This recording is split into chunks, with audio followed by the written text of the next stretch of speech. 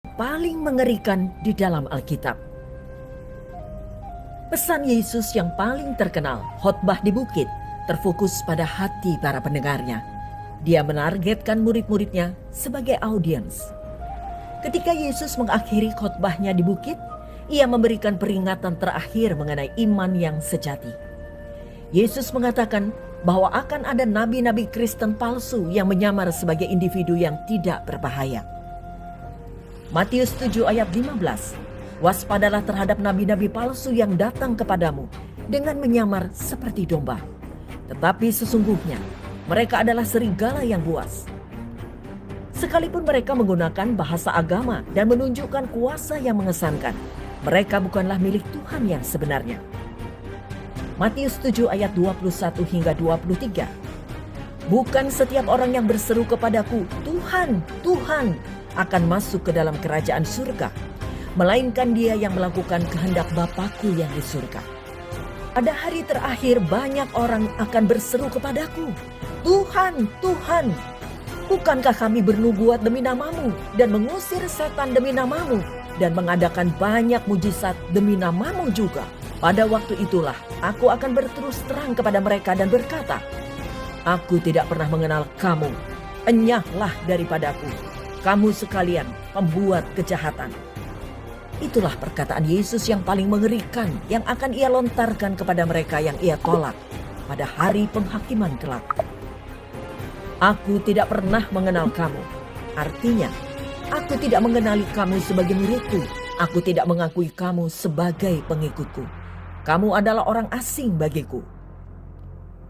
Yudas Iskariot akan menjadi contoh terbaik dari kehidupan Yesus. Selama 3 tahun, dia mengusir setan dan melakukan banyak mujizat bersama Yesus.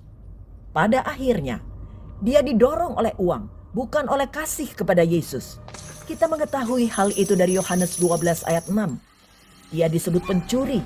Pada akhir waktu dia dikucilkan dari persekutuan bersama Yesus. Dalam perkataan Yesus pada hari penghakiman, kita melihat beberapa kebenaran penting. Seseorang diselamatkan bukan karena pernyataan lisannya bahwa ia mengikuti Yesus. Juga bukan karena demonstrasi wawasan atau kuasa rohani yang dimilikinya.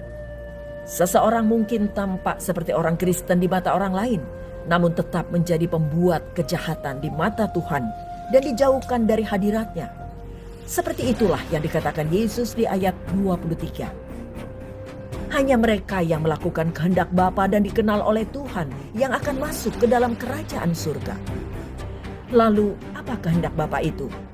Beberapa orang pernah datang kepada Yesus dan bertanya tentang apa yang Allah tuntut dari mereka. Apakah yang harus kami perbuat supaya kami mengerjakan pekerjaan yang dikehendaki Allah?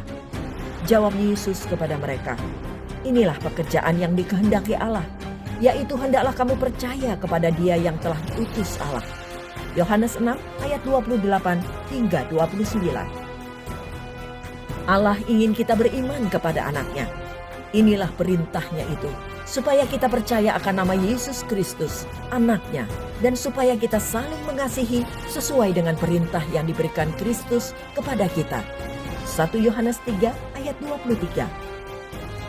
Mereka yang dilahirkan kembali karena iman kepada Kristus akan menghasilkan perbuatan baik untuk kemuliaan Allah. Efesus 2 ayat 10. Jadi, yang penting bukanlah kita mengenal Tuhan sampai pada tingkat tertentu, tetapi Tuhan mengenal kita.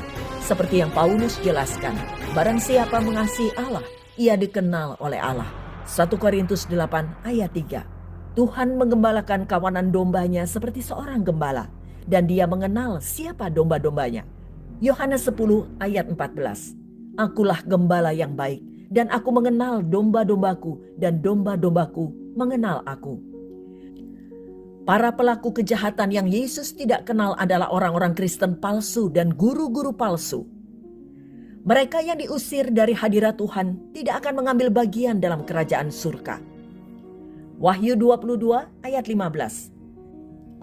Tetapi anjing-anjing dan tukang-tukang sihir, orang-orang sundal, orang-orang pembunuh, penyembah-penyembah berhala, dan setiap orang yang mencintai dusta dan yang melakukannya tinggal di luar. Orang-orang Kristen palsu yang menurut Yesus tidak pernah ia kenal tidak akan menghasilkan buah roh. Galatia 5 ayat 22 hingga 23 Sebaliknya, mereka akan menghasilkan hal yang sebaliknya, yaitu perbuatan daging. Galatia 5 ayat 19 hingga 21. Yesus memperingatkan bahwa suatu hari nanti dia akan berkata kepada sekelompok praktisi keagamaan, "Aku tidak pernah mengenal kamu." Perhatikan bahwa Yesus tidak memutuskan hubungan di sini. Tidak pernah ada hubungan yang terputus. Meskipun kata-kata mereka terdengar muluk-muluk dan semangat keagamaan mereka terlihat mencolok, mereka tidak memiliki keintiman dengan Kristus. Kristus tidak berdiam di dalam hati mereka, Efesus 3 ayat 17, dan pikirannya pun tidak ada di dalam mereka, 1 Korintus 2 ayat 16. Tuhan tidak senang mengirim manusia ke neraka, 2 Petrus 3 ayat 9. Tuhan tidak lalai menepati janjinya, sekalipun ada orang yang menganggapnya sebagai kelalaian. Tetapi ia sabar terhadap kamu, karena ia menghendaki supaya jangan ada yang binasa, melainkan supaya semua orang berbalik dan bertobat. Namun mereka yang disuruh enyah dari hadapan Tuhan ini telah menolak tujuan dan rencana kekal Allah bagi hidup mereka. Mereka telah menolak terang Injil dan memilih kegelapan karena perbuatan mereka jahat. Yohanes 3 ayat 19. Dan inilah hukuman itu. Terang telah datang ke dalam dunia, tetapi manusia lebih menyukai kegelapan daripada terang, sebab perbuatan-perbuatan mereka jahat. Pada saat penghakiman, mereka mencoba membenarkan diri mereka sendiri sebagai orang yang layak masuk surga berdasarkan perbuatan mereka. Namun hal itu tidak berhasil.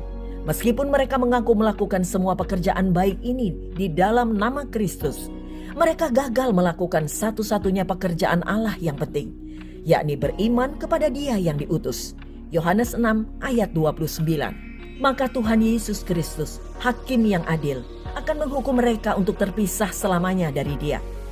Dalam Perjanjian Lama, kata mengenal ini sering digunakan secara bergantian dengan kata memilih.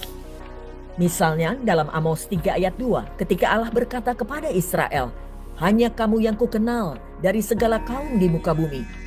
Itu artinya di antara segala kaum bangsa di muka bumi, Tuhan hanya memilih Israel.